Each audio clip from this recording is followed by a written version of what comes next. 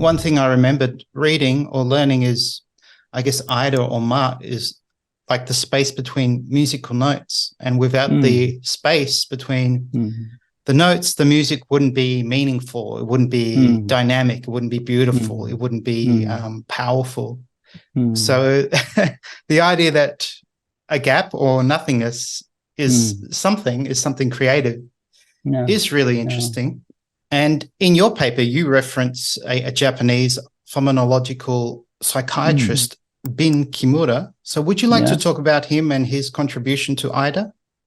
Yes. Well, Bin Kimura is who used to be one of the leading figure in the field of phenomenological psychopathology since 1970s. Unfortunately, he passed away 2 years ago, but in his later years, since 2000, he was much oriented to philosophy. So probably we can say that he started his career as a psychiatrist, but he died as a philosopher.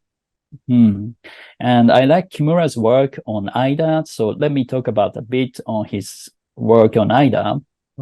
Well, I like his idea because he was a very unique phenomenologist who described not only pathological symptoms based on Aida, but also more fundamental phenomena such as the origin of a subjective experience or of our intersubjective experience.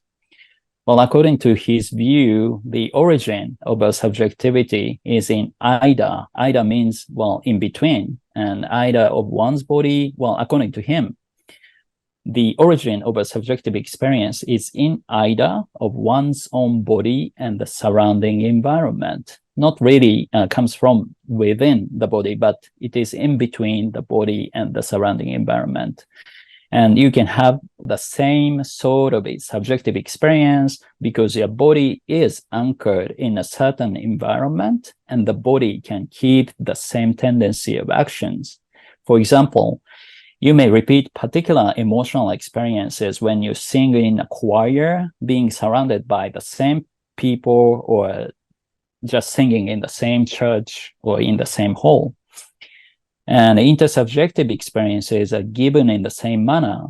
When you are embedded within a certain interpersonal environment, you can share senses of mood with others, such as vibrant or cohesive or calm or dull, and so on.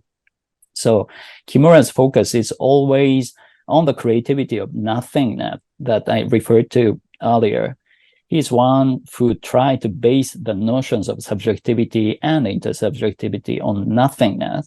And I think his view is continuous to the tradition of Japanese philosophy, such as Kitaro Nishida's, which emphasizes the notion of nothingness. Well, I hope it doesn't sound so complicated, but if it sounds very complicated, I'm gonna explain.